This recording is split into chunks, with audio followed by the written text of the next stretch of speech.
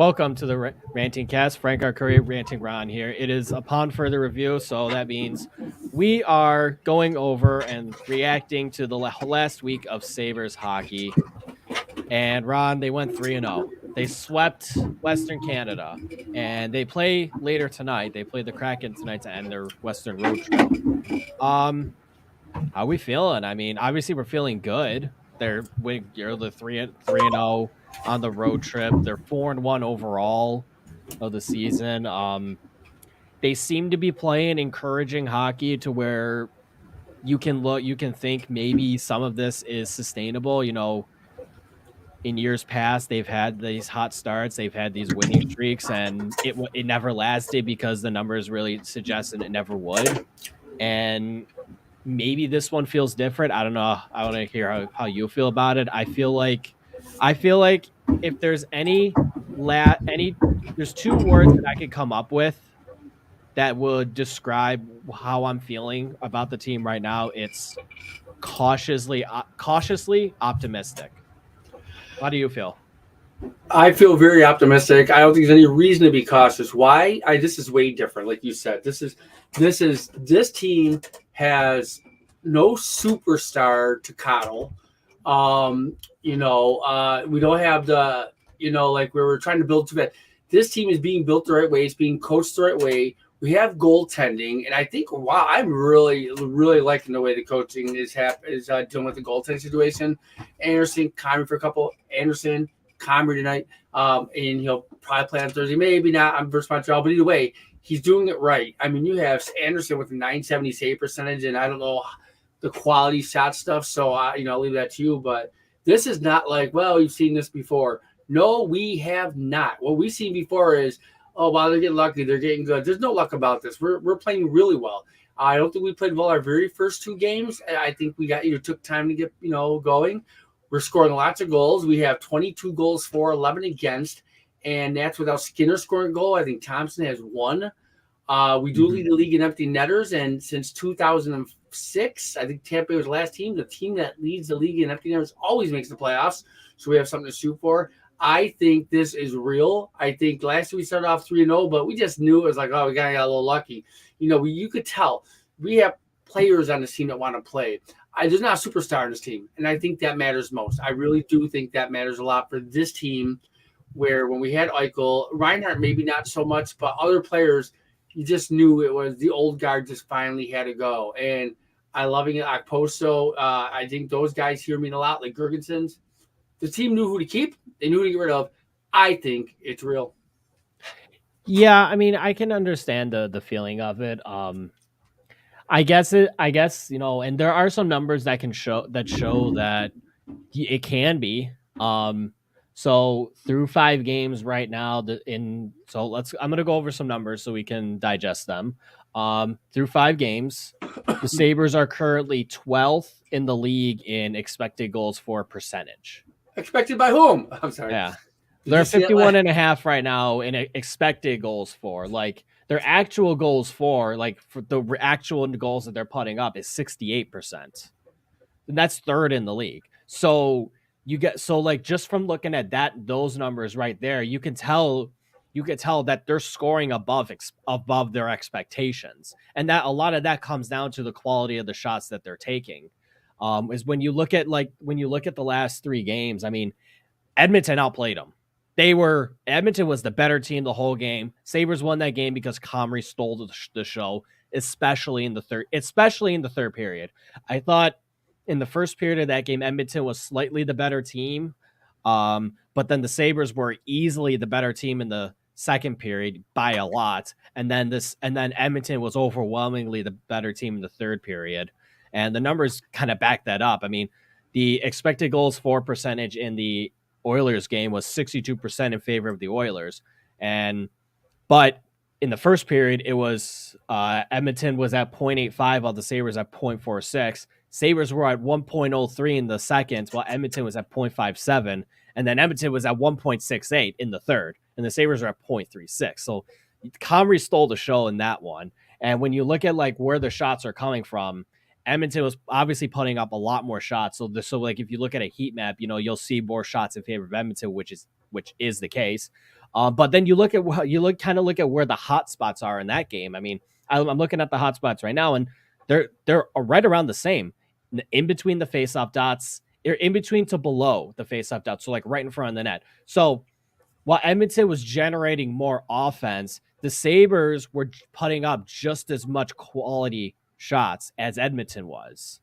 So So you're saying not all that's shots are the something to take same. note of. That's something to take note of. Right. And then Right. Like a team can get what? Like Sabres, let's say Sabres get outshot 35 to 20. Say, oh, look at that. But if 15 of those shots for the opposing team is not from the outside, from whatever, and they had 20 good shots in Buffalo, pretty much, it's probably more even than we that's think. why you Shots look on at goal doesn't always tell you territory no.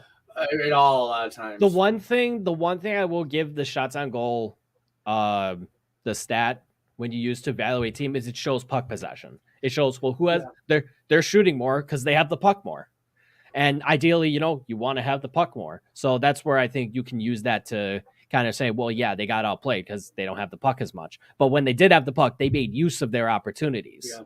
That's going to end up being the biggest thing right now. Right. When you look at the Calgary game, it was relatively even, despite the fact that Calgary almost doubled the Sabres shot total in that game. I think the final was like 48-24 in that one, but it was relatively the same thing. The Sabres had a better quality of shots that they took. A lot of Calgary shots were like you were just saying, they're from the outside. They're low danger, they're medium danger, and those are ones that you expect your goalie to make the save on. Whereas the Sabres, it's the same thing in the Edmonton game.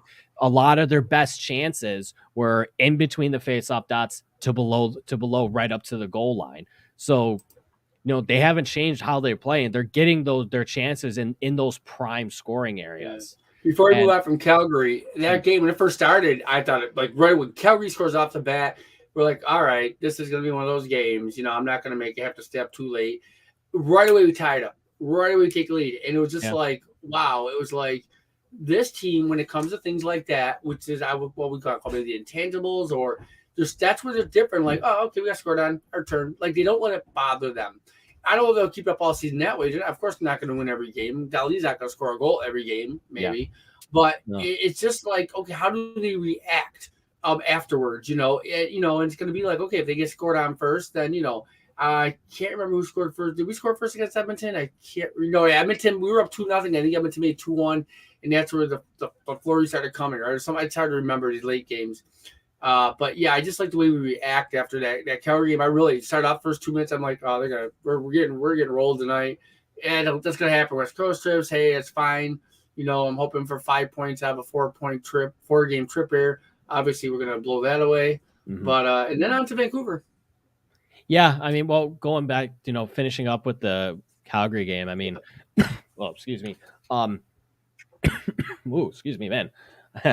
Don't die on me, man. I know the quality of the shots was relatively even in that game too. I mean, when you look at the expected goals percentage, the Sabres are at 52%, almost 53%, despite being doubled in the shot total. So, and then going into the Vancouver game too. I mean, one quick note. Something I heard about the games in Calgary and Edmonton is I was shocked when I heard it, and I never went to look it up because I'm just going to trust it, right? That Comrie is the first Sabre goaltender to have back-to-back 40-save victories. And I'm thinking, well, Hasek used to face a ton of shots. He must just never won back-to-back games facing 40 shots, making 40 saves or something. So I never went to look it up, but I guess that must be true. But I would never have guessed that in a million years that Hasek never had back-to-back 40-save wins. So that was interesting. Yeah, I was surprised at that too. Even Miller as well. I mean, you wouldn't have if that was a stat, you would have said, yeah, Miller did that a couple times. I'd be like, yeah, not surprising. Same thing with Hasek. It wouldn't have been surprising. But that is surprising that Comrie is the one who gets that stat, like who gets that accomplishment. I mean, but you go into the Vancouver game, and I thought, in terms of the quality shots, I thought it was relatively an even game, and the numbers do kind of back that up. Vancouver did outshoot Buffalo in that game too, but once again, we were the better team. Yeah, we were the better team. It's because of the quality. I mean, the expected goals percentage was around 51% for the Sabres, so it's relatively even in that case. But one stat that really shoots out to me as the high danger shot attempts. And the Sabres were at almost 70% in that one. They had 16 high danger chances while Vancouver had 7 the whole game.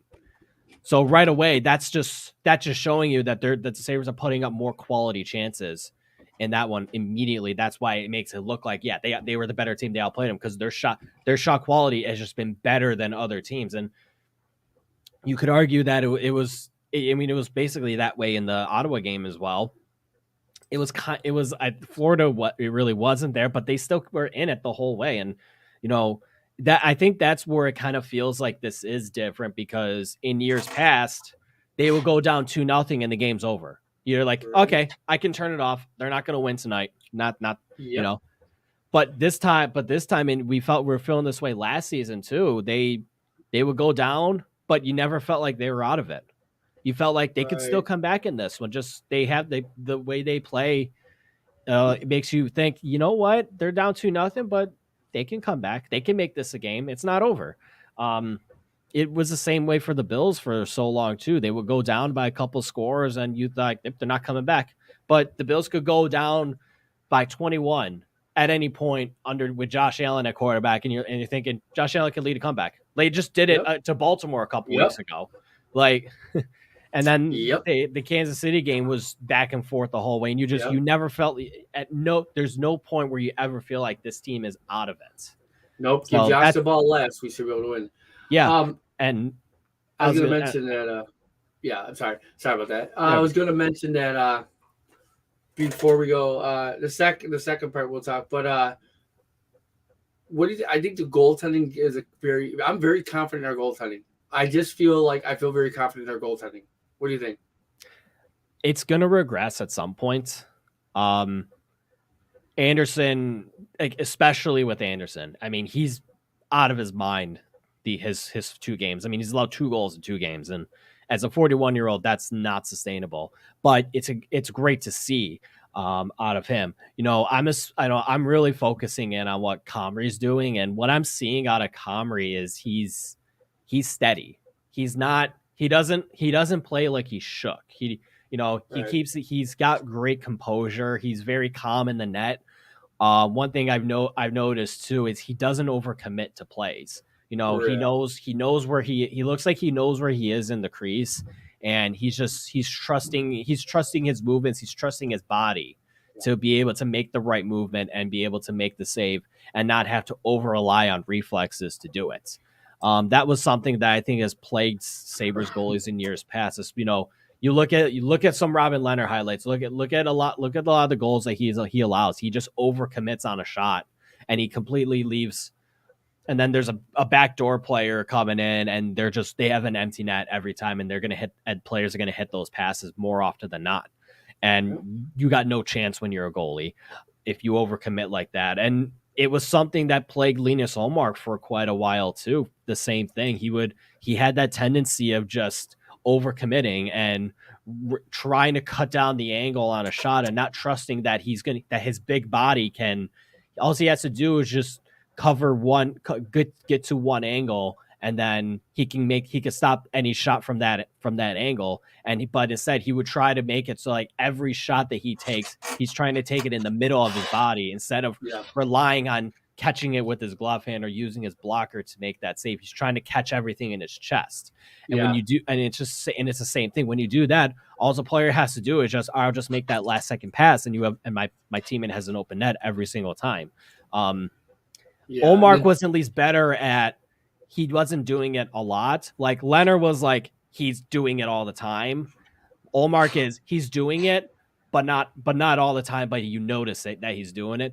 And then even UPL, same thing. Like UPL would do it sometimes, but then you see periods where he looks more composed. He looks more confident in the crease, and he looks more like he's relying on his body. He's relying on his big body to make the save. And then so far through 3 games, I haven't seen that overcommitment out of Comrie. And he's got the numbers to show it. I mean, at 5v5, he's got a .944 save percentage, and his goal saved above expected is a 1.72 right now. That's just at 5v5. If you look at all situations, he's at a 2.7, and he's got 925 save percentage. right now. So I mean, just from those right away, I mean, you're seeing quite similar numbers to what he was putting up last year when he was the backup at Winnipeg. So that's where I kind of get encouraged of, well, he's shown this before. Can he continue it or do it again over a bigger body of work of games? That's been the ultimate question for Comrie. So because I he think never had to. Once he got like 20 game NHL, so he only I played mean, he only played 20 games last season. right. So and that was the most he's ever played in his career. Right. And he's 27 now. Yeah. So he's got to, we're expecting him to play at least half the year. It's now I'm it's a thinking matter 50, probably 55 games. So I mean, I'm we'll expecting see. minimum half the year, but Yeah. after that, I don't know because it just you just don't know with especially when it comes to injuries and everything. Yeah. But Yep. if he can continue that pace and playoffs, yeah, I mean, if he continues this pace, like the sky's a limit for this team. yes. I think ultimately the goaltending is where that's going to make or break the team this year. We're also scoring goals. They are what they are, but it helps when you're getting these saves, yeah, and it keeps the play moving. It works in the Sabres' favor because then they get the puck back, they can reset, they can make that first pass out the zone. Guys like Dahlin and Power who are fantastic at creating space for themselves and their teammates to get to transition and go on the rush in the neutral zone and get into the opposing zone and be able to create more chances. And all that starts from getting a save. That's right. Something we didn't get enough of. So they haven't been getting saves over the last few years, and so now they're starting to get saves, and all of a sudden they're winning games. Big surprise. So I think ultimately I don't think the goaltending is gonna keep up this pace, but get a lot of points early in the season and then don't have any long losing streaks. But as the season goes along, if they can get at the very least average goaltending, they'll be in contention. Absolutely, they will. Absolutely. They got decent goaltending during their hot streak last year. Like the goaltending wasn't great. Like even despite how well we liked Anderson playing last season, like the goaltending overall wasn't even that great. And they were still winning games because of it. Because that's all you don't need elite goaltending to win. You just need your goalie to make one more save than the other goalie. That's pretty it. Much. That's all you need in today's day and age. Your goalie doesn't need to be the best player on the ice. Nope. So if they can at least maintain an average pace going forward, I don't see how this team can't compete. No, you should be right in. All right, we're at the halfway point. We're going to take our station break here for a second. And when we come back, we're going to talk about the kids on the block, the new kids on the block, the rookies, how they're doing. And we're going to talk about the piling up injuries on the defense and how much more they can sustain. Again, our show tonight is brought to you by Dinosaur Barbecue and John and Mary Subs. We'll be back in 1 moment. Tonight's show is brought to you by John and Mary's, a Buffalo tradition for pizza, subs, and wings since 1952. From hoagies, subs, and wraps to traditional pizza and wings, John and Mary's menu is packed with old-time flavors and a few modern twists on classic recipes. You could cool down with Perry's ice cream or warm up with a cup of homemade soup. If you're not in the mood for pizza or wings, we have plenty of other options: seafood platters, burritos, fresh salads, and more. There is something fresh and delicious for everyone at your table. Catering, online ordering, and delivery options available. Located in the heart of Buffalo's Theater District, the Buffalo Dinosaur Barbecue occupies a former vault that stored movies for Universal International Pictures. Dinosaur Barbecue has been in Buffalo since 2014 and is located on 301 Franklin Street. Looking for a food stop after your day trip to Niagara Falls? Only 30 minutes away.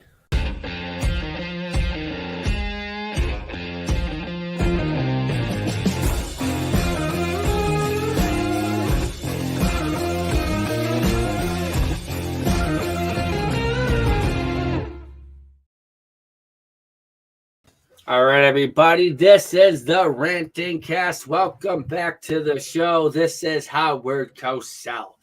All right. Yeah, I was watching a video earlier of Billy Crystal doing Howard Cosell and a special for Muhammad Ali. It was actually pretty cool. It's called 15 Rounds. If you have a chance to look it up on YouTube, Billy Crystal's 15 Rounds about Muhammad Ali. It's really good. So I don't know if you've seen it or not, Interesting. but yeah, look it up. I just caught it the other day. God, I was on something and it popped up. So I like Billy Crystal, and it was just great. Yeah, Muhammad Ali's 15 Rounds. It was so when Muhammad Ali was alive, but they talked about their friendship. But man, it was really good. But so the rookies, Power, I think he's been good. I think he's maybe not piling up points yet, but I think he's looked pretty steady. He'll get himself out of the play, but he catches right back up in the play. He's not looked out of place. Obviously, Paterka looks really good. Quinn seems to be struggling a little bit, but he actually looked good against Vancouver. He may not get points and goals. That'll come. I know many people didn't. I like that he's playing with Okposo and Gergensen. Those are two guys that are plugs. They get that puck out to him. He might start putting some bucks in that. But so we'll talk. And I think those are the three main kids. Where are you on the kids? Start with Power. All right, so I thought Power struggled a little bit the first two games, but these last three games, I thought he's been really good. I agree. I think he's been steady. He's starting to get some points too. He got a couple points, I believe, against it was either Edmonton or Calgary game. I think he had 2 assists in them.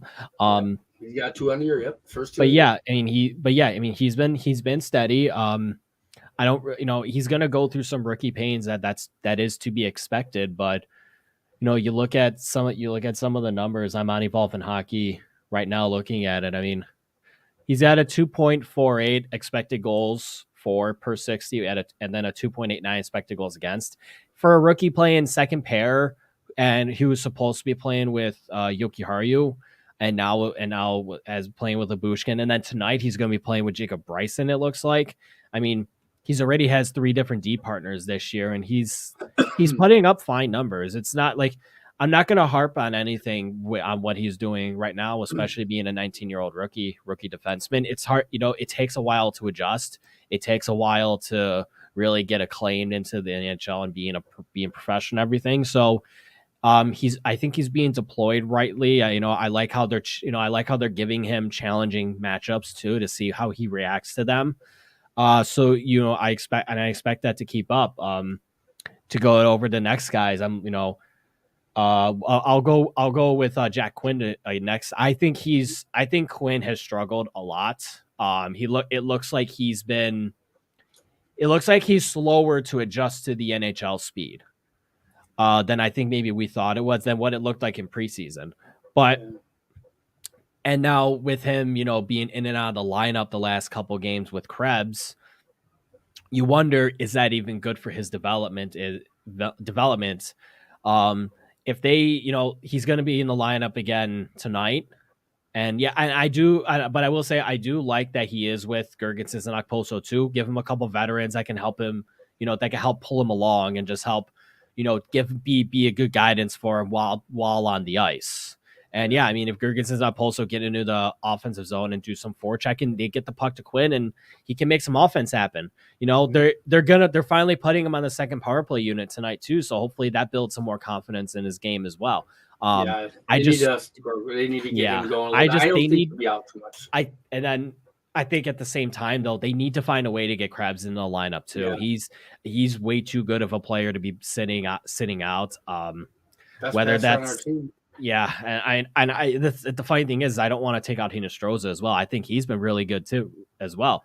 I mean, he's been one of their best offensive players so far. He should have scored against Vancouver, and the puck took a bad bounce off the post.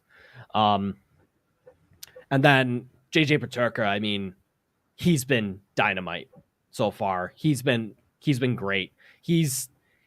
He looks like a diamond in the rough. He really does. He looks like he could be a mainstay in the top 6 for the next few years. Really does. Everyone was talking about Power and Beniers and maybe Shane Wright and Buffalo and Seattle guys and Quinn as being like Calder favorites. JJ Peterka has been a dark horse candidate. And if he keeps this play up, I think he's going to make a name for himself to potentially be in the Calder races too. Especially if he keeps putting up the points. I mean, it'll definitely be there. Yeah, I'm not big on plus minus. I think it's a team stat, but just looking at if people like numbers, I mean, you have he's out for a little while now. Samuelson is a +6 in 5 games. Power is a +4. We have one. We only have one defenseman who scored a goal this year. Can you name him?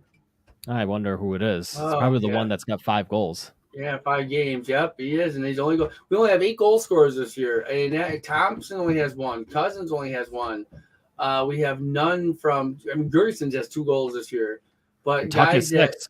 yeah, Tuck has 6, but then you have guys. You know, you have Olofsson has 4. I think 2 on a goalie. Oh yeah, 4 goals, boy, 2 on a goalie.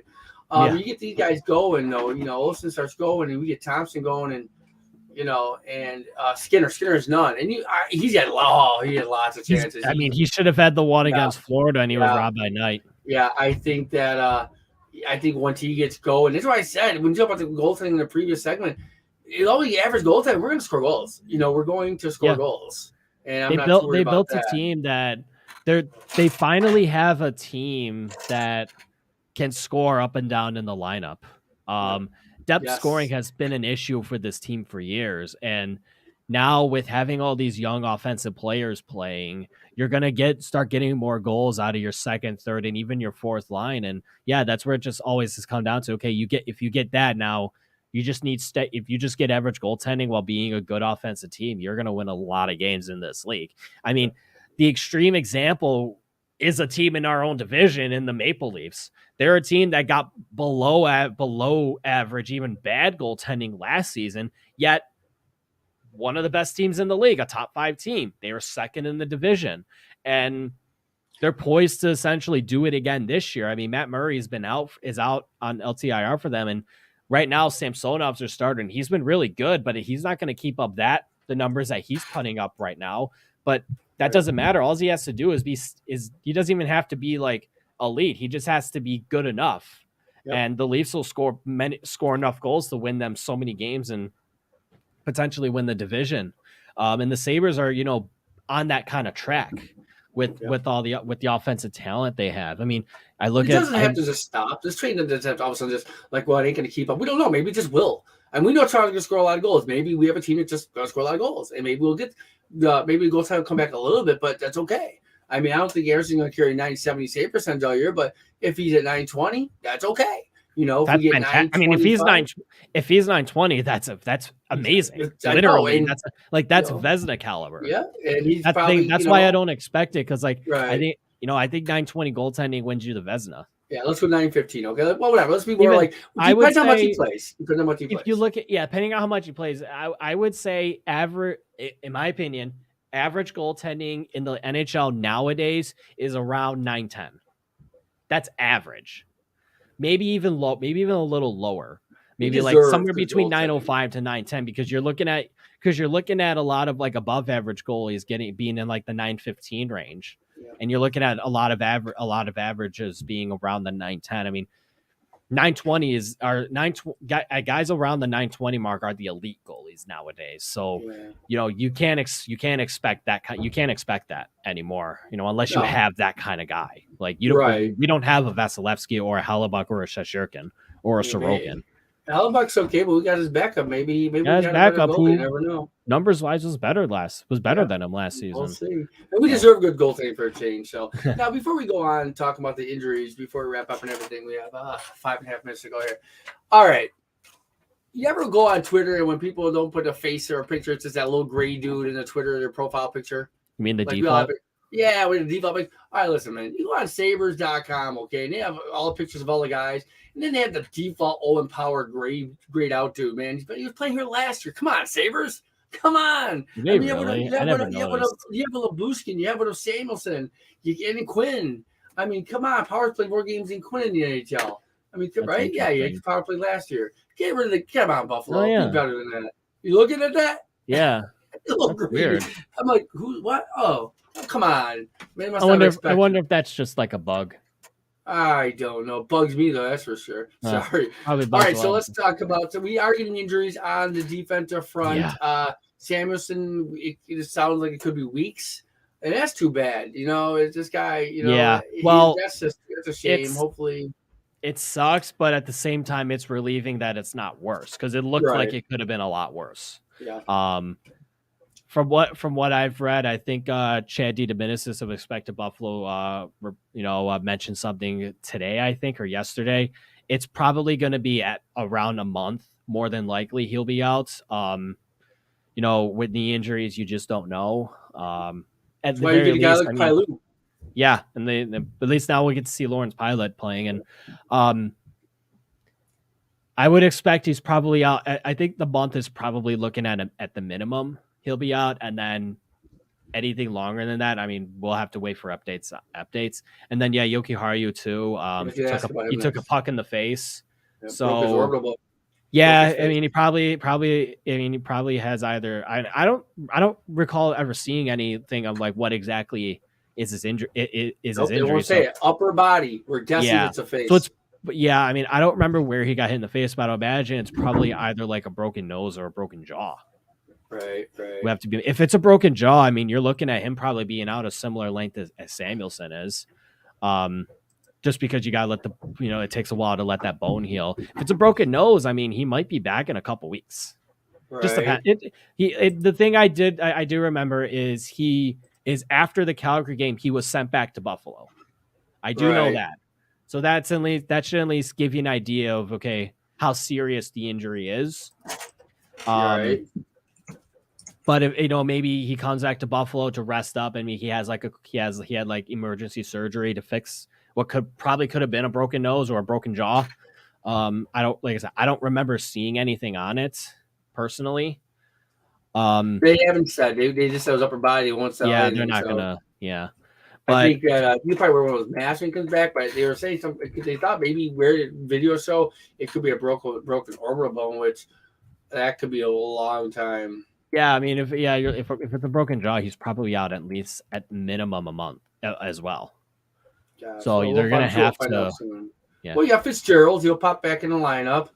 Fitzgerald will be in. Pilot's going to be playing too a lot. They called some other guy I never heard of, but Kill Clay. He'll be seventh defenseman. Nothing to really worry about. He'll get in. Just to give a certain guy a break. Probably either Fitzgerald or Pilot. Certain nights. Nothing really need to worry about that.